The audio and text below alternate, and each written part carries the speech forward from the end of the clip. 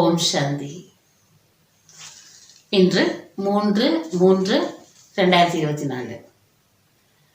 21/11/1998 அவ்யக்த முரளியின் ரிவிஷன். முரளியுடைய சாரம்: சேவையுடன் கூடவே தேகத்தில் இருந்தாலும் விதேகி அவஸ்தாவின் அனுபவத்தை அதிகப்படுத்துங்கள். இன்றைய முரளியில பாபா முக்கியமா நம்மளுடைய பாக்கியத்தை நினைவூட்டுகிறார். எவ்வளோ பாக்கியசாலிகள் நாம. சத்தியுகத்திலே பாக்கியசாலி, இப்போ அதை விட பெரிய பாக்கியசாலி கடவுளே கிடைச்சிருக்கு நமக்கு. நாம் அனுபவம் செய்த அந்த பாக்கியத்தை இந்த உலகத்தில் இருக்கிறவங்க கனவுக்குள்ள கூட பார்க்க முடியாது. அவ்வளோ பெரும் பாக்கியசாலிகள், மகா பாக்கியசாலிகள். அடுத்தாக பாபா நமக்கு நம்மளுடைய பொக்கிஷத்தை பற்றி நினைவூட்டுகிறார். அனைத்து பொக்கிஷங்களிலும் சிறந்த பொக்கிஷம் என்பது ஆன்மீக பொக்கிஷமாகும். அந்த எல்லா பொக்கிஷங்களிலும் தேவதைகளை விட சம்பன்னமான நிலையில நாம் இப்ப இருக்கிறோம், பிராமணாத்மாக்கள். அதுபோல இவ்வளோ சிரேஷ்டமான சம்பன்னமான பொக்கிஷத்தினுடைய எஜமானா உலகத்துல வேற யாருமே இல்லை. அந்த பொக்கிஷத்தை நம்ம நடைமுறை வாழ்க்கையில பயன்படுத்தும் போது ஞான சுரூபாத்மாவாக மாற முடியுது நம்மளால.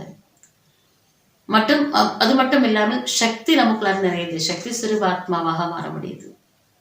அப்படிப்பட்டவங்க தான் வாழ்க்கையில வெற்றி அடைகிறாங்க. இன்று பாப்தாதா தம்முடைய நாலாபுறமும் உள்ள குழந்தைகளை பார்த்து மகிழ்ச்சி அடைந்து கொண்டிருக்கிறார்.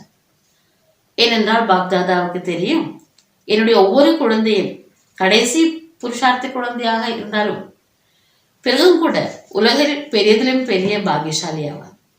ஏனென்றால் பாக்ய விதாதா பாப்தாதாவை தெரிந்து அறிந்து கொண்டு பாக்ய விதாதாவின் நேரடி குழந்தைகளாக ஆகிவிட்டனர். அத்தகைய பாக்கியம் முழு கல்பத்திலும் எந்த ஒரு ஆத்மாவுக்கும் இருந்ததில்லை, இருக்க முடியாது. அதோடு முழு உலகத்திலும் அனைவரை விடவும் பெரிய செல்வந்தராக யாரும் இருக்க முடியாது. அதோடு முழு உலகத்திலும் எவ்வளவுதான் கோடீஸ்வரராக இருந்தாலும் குழந்தைகளாகிய உங்கள் கஜனாக்களோடு யாருடையதையும் ஒப்பிட முடியாது. என்றால் குழந்தைகளின் ஒவ்வொரு அடியிலும் பல கோடி மடங்கு வருமானம். நாள் முழுவதிலும் ஒவ்வொரு நாளும் ஓரிரு அடிகள் பாபா நினைவில் இருந்தாலும் அடியெடுத்து வைத்தாலும் ஒவ்வொரு அடியிலும் பல கோடி மடங்கு வருமானம். ஆக நாள் முழுவதிலும் எவ்வளவு கோடி சேமிப்பாயின. அதுபோல் ஒரே நாளில் பல கோடி மடங்கு வருமானம் சம்பாதிக்க பவர் யாராவது இருப்பார்களா சம்பாதிப்பவர்கள்? எனவே பாப்தாதா சொல்கிறார், பாக்யவானை பார்க்க வேண்டும், அது உலகிலேயே அனைவரை விடவும் பணக்கார ஆத்மாவை பார்க்க வேண்டும். ஆனால் பாபாவின் குழந்தைகளை பாருங்கள். குழந்தைகள் உங்களிடம் ஒரு ஸ்தூல செல்வத்தின் கஜானா மட்டுமல்ல, அவர்களோ வெறும் பணத்தின் செல்வந்தர்கள். குழந்தைகள் நீங்களோ எவ்வளவு கஜனாக்களால் சம்பன்னமா நிரம்பியவர்கள்.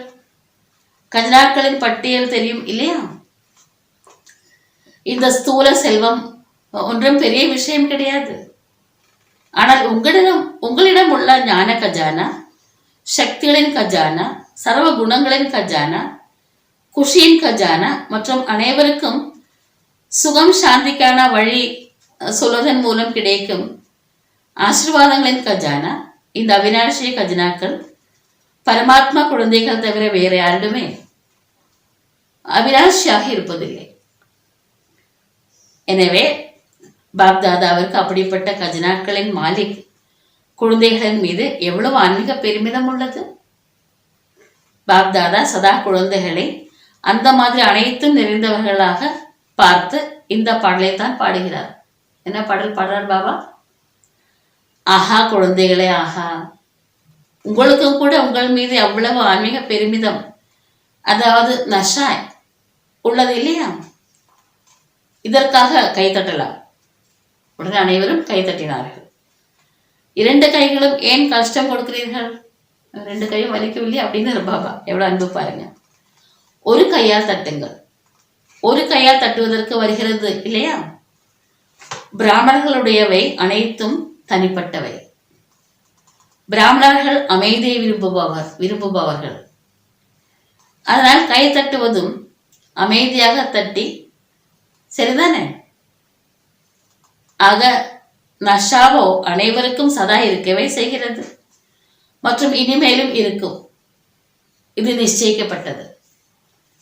பாப்தாதா சமயத்தின் மாற்றத்தில் உள்ள தீவிர வேகத்தை பார்த்து குழந்தைகளின் புருஷார்த்தத்தின் வேகத்தையும் பார்த்து கொண்டிருக்கிறார். பாப்தாதா ஒவ்வொரு குழந்தையையும் ஜீவன் முக்த ஸ்திதியில் சதா பார்க்க விரும்புகிறார். இது உங்கள் அனைவரின் சவாலாக உள்ளது. தந்தையிடமிருந்து முக்தி, ஜீவன் முக்திக்கான ஆஸ்தியை வந்து பெற்றுக்கொள்ளுங்கள். நம்ம எல்லாருக்கும் அப்படித்தானே சவால் விடுறோம். ஆனால் உங்களுக்கோ முக்திக்கான ஆஸ்தி கிடைத்து விட்டது இல்லையா? அல்லது கிடைக்கவில்லையா? கிடைத்து விட்டது அப்படின்னாங்க எல்லாரும். சத்தியுகத்தில் அல்லது முக்தி தாமத்தில் முக்தி அல்லது ஜீவன் முக்தியின் அனுபவம் செய்ய முடியாது. அங்கே நம்ம எல்லாருமே அப்படி இருக்கிறதுனால நம்ம உணர முடியாது ஜீவன் முக்தியில் இருக்கிறோம் அப்படின்னு. முக்தி ஜீவன் முக்திக்கான ஆஸ்தியின் அனுபவம் இப்போது சங்கமுகத்தில் தான் செய்ய வேண்டும். உயிர் வாழ்ந்து கொண்டே சமயம் சிறு துன்பத்தை கூட பொறுத்து கொள்ள முடியாத அளவு மென்மையானதாக ஆகும் போது கூட டைம் அந்த மாதிரி ஆகும். பரிஸ்திதிகள், பிரச்சனைகள், வாயுமண்டலம் இரட்டை குற்றமுள்ளதாக ஆகும். அப்படிப்பட்ட சமயத்தில் கூட இந்த அனைத்து பிரபாவங்களில் இருந்தும் விடுபட்டு உயிர் வாழ்ந்து கொண்டிருந்தாலும் இந்த பலவிதமான அனைத்து பந்தனங்களில் இருந்தும் விடுபட்டவராக, ஒரு சூக்ஷ்ம பந்தனம் கூட இல்லாதவராக ஆக வேண்டும். அந்த மாதிரி ஜீவன் முக்தி ஆகியிருக்கிறீர்களா? அல்லது கடைசியில் ஆவீர்களா? இப்போது ஆவீர்களா? கடைசியில் ஆவீர்களா? கடைசியில் ஆவதற்கு பதில் இப்போதே ஆக வேண்டும். அல்லது ஆகி இருக்கிறீர்களா? அல்லது ஆகத்தான் வேண்டும் என்று யார் புரிந்து கொண்டிருக்கிறீர்களோ கை உயர்த்துங்கள். அனைவரும் கை உயர்த்தினார்கள். 2க்குமே கை உயர்த்துகிறீர்கள். சாமர்த்தியசாலிகள் நீங்கள். சாமர்த்தியம் செய்யுங்கள். ஆனால் பாப்தாதா இப்போதிருந்தே தெளிவாக சொல்லிக் கொடுக்கிறார். தயவு செய்து கவனம் வையுங்கள். பாபா ஒவ்வொரு பிராமண குழந்தையையும் பந்தன் முக்து, ஜீவன் முக்து ஆக்கத்தான் வேண்டும். எந்த விதி மூலமாகவாவதும் ஆக்க வேண்டியது அவசியம். விதிகள் என்ன என்பது பற்றி அறிவீர்கள் இல்லையா? யாத்தோ பியார் யாத்தோ மார் அப்படின்பா பாபா ஹிந்தியில. தெரியும் தானே விதி. ஆக அது போல ஆக வேண்டியவர் நீங்கள் தான் இல்லையா? விரும்பினாலும் சரி, விரும்பாவிட்டாலும் சரி ஆக வேண்டும் தான். பிறகு செய்வீர்கள்.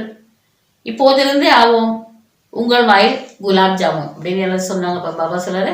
உங்கள் வாயில் குலாப் ஜாமுன். அனைவரின் வாயிலும் குலாப் ஜாமுன் வந்து விட்டது இல்லையா? ஆனால் இந்த குலாப் ஜாமுன் இப்போது பந்தன் முக்த் ஆவதற்கானது. அந்த வாயில சாப்பிட்ற குலாப் ஜாமுன் இல்லை, பந்தன் முக்த நிலையே பாபா குலாப் ஜாமுன் அப்படிங்கிறார். குலாப் ஜாமுன் சாப்பிட்டு விடுவீர்கள் என்று அந்த மாதிரி இல்லை. ஹாலில் அழகு நன்றாக உள்ளது, முற்றிலும் மாலையாகவே தோன்றுகிறது. மேடையில இருந்து பார்க்கும்போது கீழே எல்லாருமே உட்காந்துருக்காங்க, திக்கா நிறைய பேர் இருக்கிறாங்க. ஆகவே ஒவ்வொருடைய முகமும் அந்த ருத்ராட்ச மாலையோட அந்த மணி மாதிரி இருக்கு அப்படிங்கிறார் பாபா. இங்கிருந்து வந்து பார்த்தால் அந்த மாதிரி மாலை தோன்றுகிறது. நாற்காலிகளில் அமர்பவர்கள் மாலை தயாராகி கொண்டிருக்கிறது. நன்று. காரணத்துடனோ காரணம் இல்லாமலோ இப்போது எப்படி நாற்காலி பெற்றிருக்கிறீர்களோ அது போலவே எப்போதும் பாப்தாதா இறுதி சமயத்தின் பிரமாணம் ஜீவன் முக்தியின் நாற்காலியில் அமர்வதற்கான விஷயம் அடிக்கிறாரோ அப்போதும் கூட அமர்வீர்களா அல்லது இப்போதே நாற்காலியில் அமர்ந்திருக்கிறீர்களா? லாஸ்ட்லி நாற்காலி இருக்கணும். இந்த மியூசிக் சேர் விளையாடுற மாதிரி விசில் அடிச்ச உடனே யாருக்கு சேர் கிடைக்குதோ அவங்க வெற்றி அடைவாங்க. தரையில் அமர்ந்து கொண்டே நாற்காலி பெற்றுக்கொள்ள மாட்டோம் முதலில் நாங்கள் என்று. அப்படி இல்லை. தரையில் அமர்வது என்பது தபஸ்யாவின் அடையாளம். யோகா பண்றதுக்கு தரையில் தானே உட்காருவோம். ஆரோக்கியத்தின் அடையாளம்.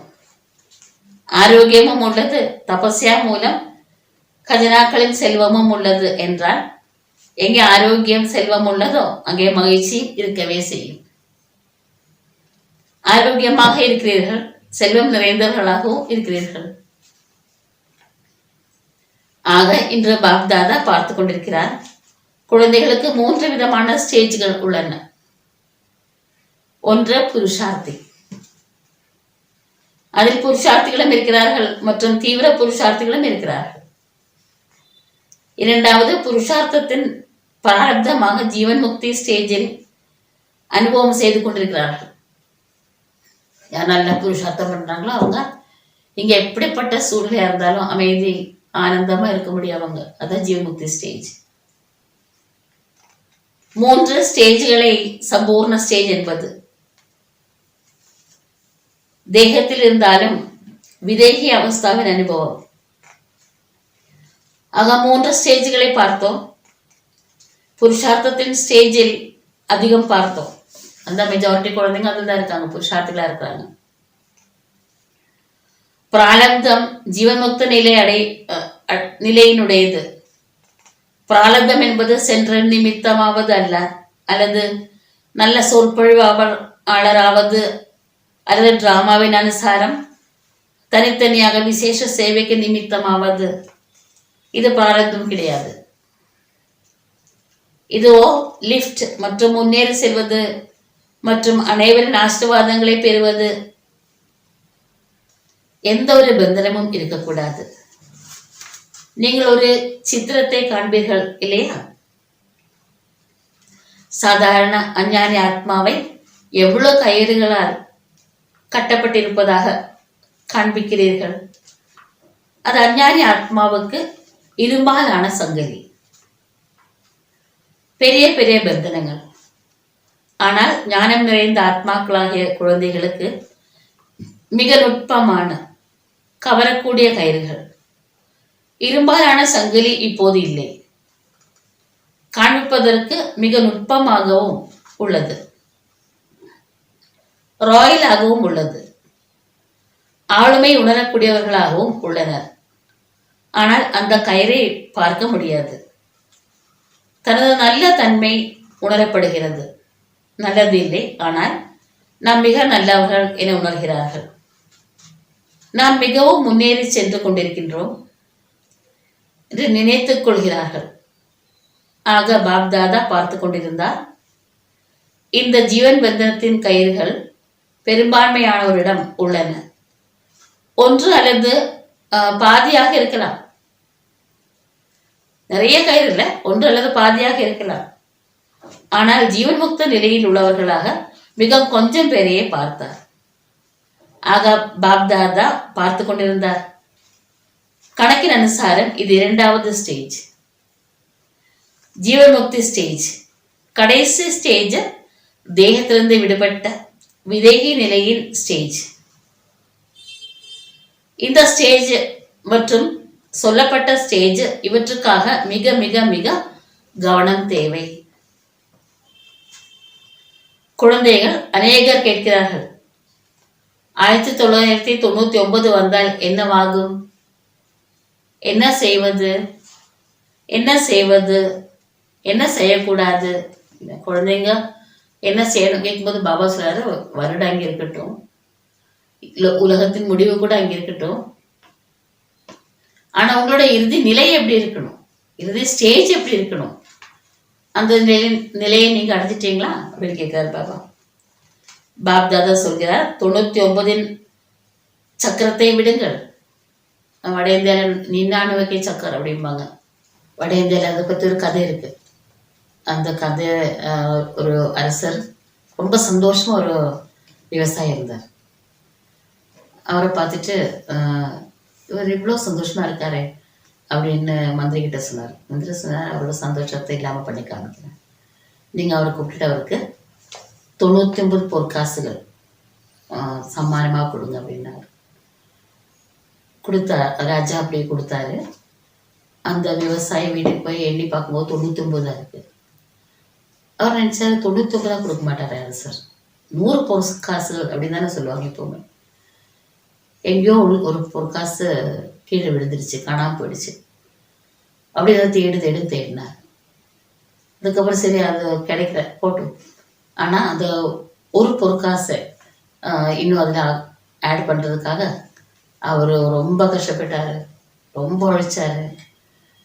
இருக்கிற அந்த வயக்காடை விற்றாரு, வீடை விற்றாரு, என்னென்னமோ செஞ்சார். அவரோட சந்தோஷமே இல்லாமல் ஆயிடுச்சு.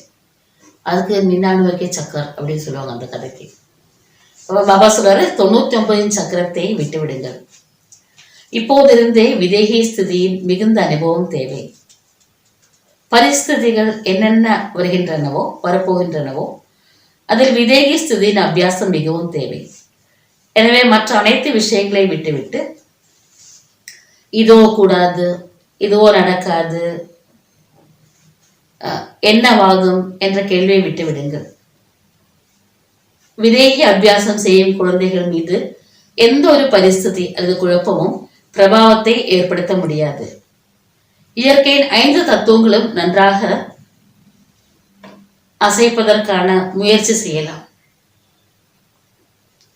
ஆனால் விதேகி அவஸ்தாவின் அபியாசி ஆத்மாக்கள் முற்றிலும் அந்த மாதிரி ஆடாத அசையாத நிலையில் இருந்து அனைத்து விஷயங்களையும் கடந்து பாஸ் வித் ஹானர் ஆவார்கள்.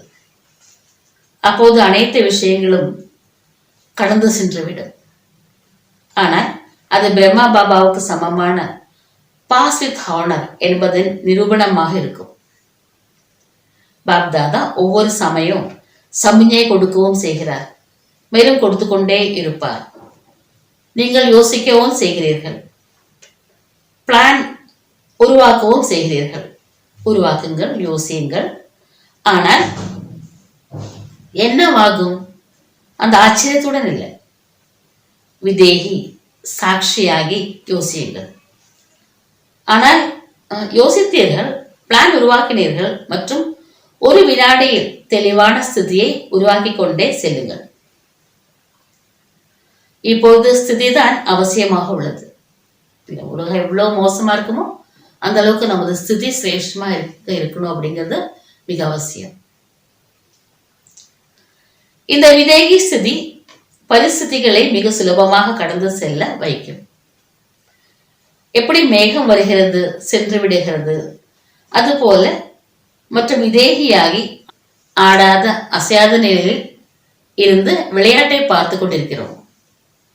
இப்போது கடைசி நேரத்தை யோசிக்காதீர்கள், ஆனால் கடைசி ஸ்திதியை யோசியுங்கள். நாலாபுரத்திலும் இருந்து வரும் சேவை பற்றிய செய்திகளை பாப்தாதா கேட்டுக்கொண்டே இருக்கிறார்.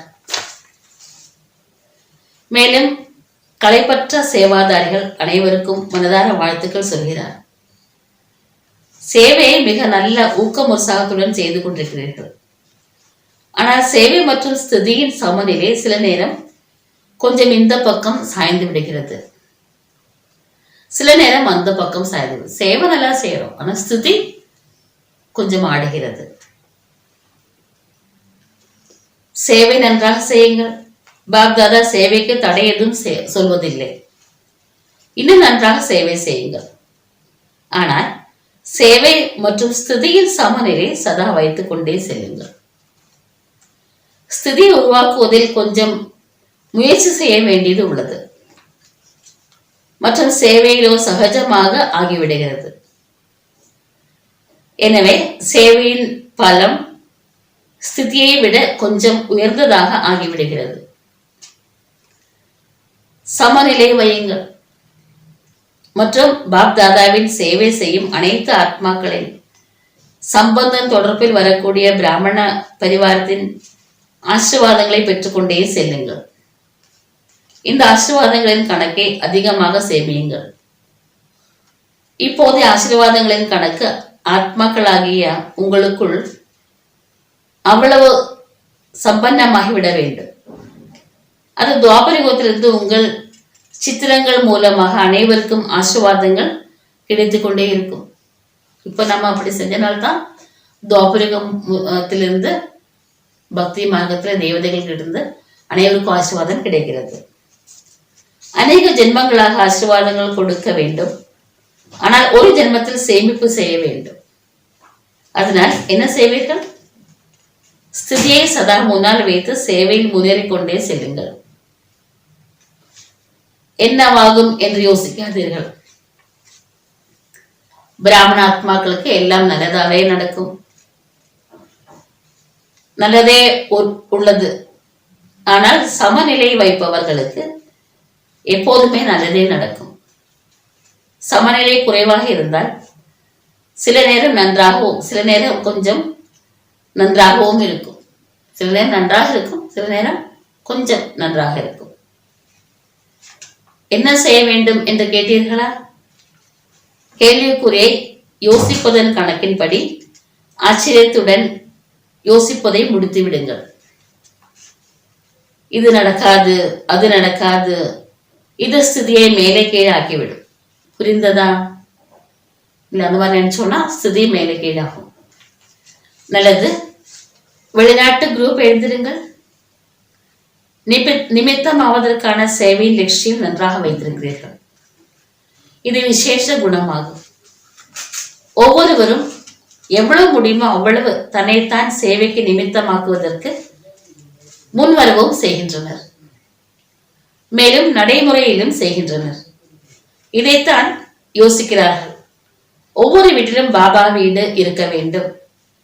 இந்த ஊக்கம் உற்சாகம் மிக நல்லது. இந்த ஊக்கம் உற்சாகத்திற்காக பாப் தாதா இன்னும் முன்கூட்டியே முன்னேறி செல்வதற்கான வாழ்த்துக்களை தந்து கொண்டிருக்கின்றார். பாப் தாதா உலக நன்மை செய்வதற்கு நிமித்தமாக கூடிய குழந்தைகளுக்கு இதைத்தான் சொல்கிறார். இப்போது சேவை மற்றும் விதேகி அவஸ்தாவின் நம்பர் 1 ஆக வெளிநாட்டு குழந்தைகள் ஆகியே தீர வேண்டும். ஆவீர்களா? எப்போது? 99 அல்லது 2000 ஆக வேண்டுமா? எப்போதாவது இல்லை, இப்போதே ஆக வேண்டும். அவ்யக்த பாப் தாதாவின் பாலனைக்கு பிரத்யட்ச நிரூபணம் கொடுக்க வேண்டும். எப்படி பிரம்மா பாபா அவ்யக்தமாகி விதேகி ஸ்திதி மூலம் கர்மாதிதானார். அப்போது அவ்யக்த பிரம்மாவின் விசேஷ பாலனைக்கு பாத்திரமாக இருக்கிறீர்கள்.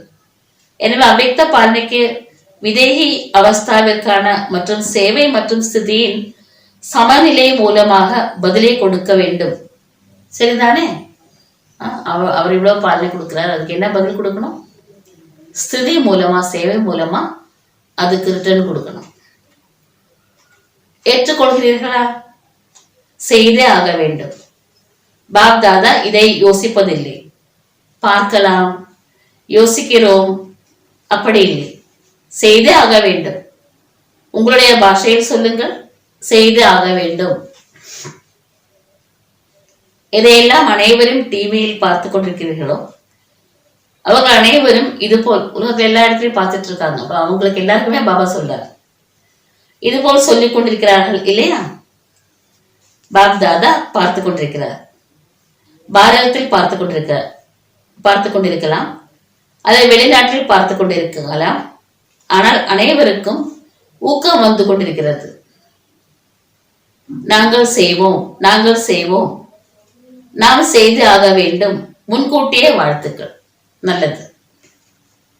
வெளிநாடுகளில் அநேக சகோதர சகோதரிகள் முதல் தடவையாக வந்துள்ளனர். ரிட்ரீட்டில் வந்துள்ள விருந்தாளிகளும் அமர்ந்துள்ளனர். அவங்க கிட்ட பாபா சொல்றார், மிக நன்று, அனைவரும் நம்பர் 1 பெறக்கூடியவர்கள், மிக நன்று. விருந்தாளியாகி வந்து பாபாவின் குழந்தைகளாக அதிகாரிகளாகி விட்டீர்கள். அதிகாரியாகி விட்டீர்கள் இல்லையா? அதிகாரிகளா நீங்கள்? மிக நன்று. இப்போது முன்னேறி சென்று கொண்டே இருக்க வேண்டும். மருத்துவமனையின் ட்ரஸ்டிகளோடு பாபா பேசுறார். அனைவரும் டபுள் ட்ரஸ்டியாக இருக்கிறீர்கள். ஒன்று இல்லறத்தில் இருந்து கொண்டே ட்ரஸ்டி, இன்னொன்று ஆஸ்பத்திரியில் இருந்தாலும் ட்ரஸ்டி. ஆஸ்பத்திரிக்கும் ட்ரஸ்டி என்றால் வாழ்க்கையிலும் ட்ரஸ்டி. நல்லது. ஆஸ்பத்திரியானது ஆத்மாக்களுக்கு சேவை செய்து கொண்டிருக்கிறது. மற்ற ஆஸ்பத்திரி எல்லாம் உடலுக்கு மட்டும்தான் செய்யும். ஆனா பாபாவுடைய ஆஸ்பத்திரி ஆத்மாவுக்கும் செய்யுது, சரீரத்துக்கும் சேவையை செய்து கொண்டிருக்கிறது. ஆக இரட்டை சேவை நடைபெற்றுக் கொண்டிருக்கிறது. எனவே யார் நிமித்தமாக இருக்கும் ஆத்மாக்கள் இருக்கிறார்களோ அவர்களுக்கும் கூட இரட்டை ஆசீர்வாதங்கள் கிடைத்துக் கொண்டே இருக்கின்றன. மிக நல்ல பிளான்கள் உருவாக்கி இருக்கிறீர்கள் இல்லையா? சேவைக்கான வாய்ப்பை சான்ஸ் எடுக்கிறவங்க சான்சலர் ஆவாங்க. எடுத்துக்கொள்வது என்பது சான்சலர் ஆவதாகும். அந்த சான்சலர் இல்லை, உலகத்தில் கூட சான்சலர் இல்லை, ஆன்மீக பல்கலைக்கழகத்தின் சான்சலர். நல்லது.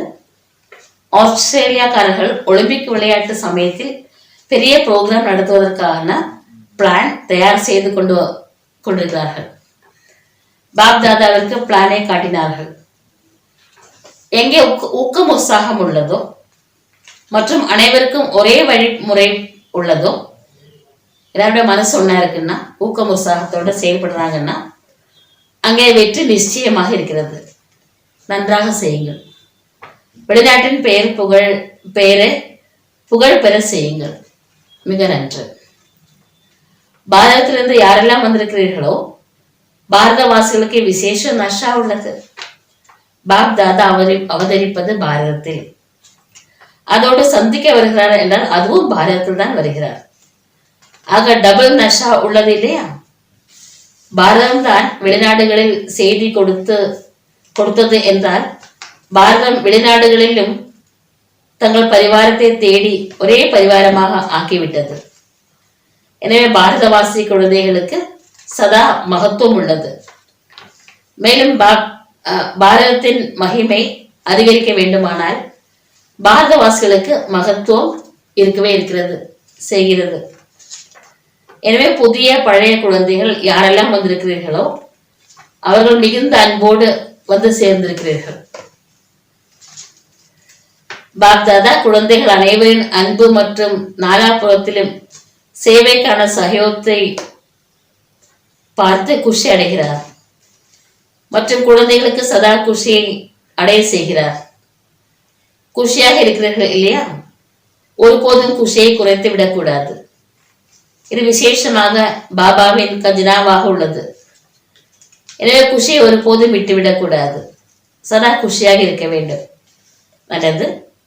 நாலாபுரத்திலும் உள்ள சர்வசிரேஷ்ட பாக்யவான், சர்வசிரேஷ்ட கஜனாக்களின் மாலிக், சதா சேவை மற்றும் ஸ்திதியின் சமநிலை வைக்கக்கூடிய ஞானம் நிறைந்த ஆத்மாக்களுக்கு, சர்வசக்தி சம்பன்ன ஆத்மாக்களுக்கு, சதா பந்தன் முக்த் ஜீவன் முக்த் ஆத்மாக்களுக்கு பாப் தாதாவின் அன்பு நினைவுகள் மற்றும் நமஸ்தே. வரதானம். பரமாத்மா காரியத்தில் சகயோகியாகி அனைவரின் சகயோகத்தை பெறக்கூடிய வெற்றி சுரூபா ஆகுக. எங்கே அனைவரின் ஊக்கம் உற்சாகம் உள்ளதோ அங்கே வெற்றி சுயம் சமீபத்தில் வந்து கழுத்து மாலையாகி விடுகிறது. எந்த ஒரு விசால காரியத்திலும் ஒவ்வொருவரின் சகயோகத்தின் விரல் தேவை. சேவைக்கான வாய்ப்பு ஒவ்வொருவருக்கும் உள்ளது. யாருமே சாக்கு போக்கு சொல்ல முடியாது. என்னால் செய்ய முடியாது, எனக்கு நேரமில்லை, அமரும் போது எழுந்திருக்கும் போது ஒவ்வொரு 10 நிமிடம் கூட சேவை செய்யுங்கள். உடல் நலம் சரியில்லை என்றால் வீட்டில் அமர்ந்தவாறே செய்யுங்கள். மனதால் சுகத்தின் விருத்தி, சுகமய ஸ்துதி மூலம் சுகமய உலகத்தை உருவாக்குங்கள். பரமாத்மா காரியத்தில் சகயோகி ஆவீர்களானால் அனைவரின் சகயோகம் கிடைத்துவிடும். இன்றைய ஸ்லோகன்: இயற்கையின் தலைவருடைய இருக்கையில் செட்டாகி அமர்ந்திருப்பீர்களானால், நம்ம கல்யாணக்காரி விஸ்வநாதனுடைய குழந்தைங்க, நம்ம கூட விஸ்வநாதன், அந்த இருக்கையில செட் ஆகி இருந்தால் பரிஸ்திதிகள் அப்செட் ஆக மாட்டீர்கள். எப்படிப்பட்ட சூழ்நிலையில சமநிலை மெயின்டைன் பண்ணி போக முடியும். ஆகவே இயற்கையின் தலைவருடைய இருக்கையில் செட் ஆகி அமர்ந்து இருப்பீர்களானால் பரிஸ்திதிகளில் அப்செட் ஆக மாட்டீர்கள். பாபா நேரில் இருப்போம். ஓம் சாந்தி.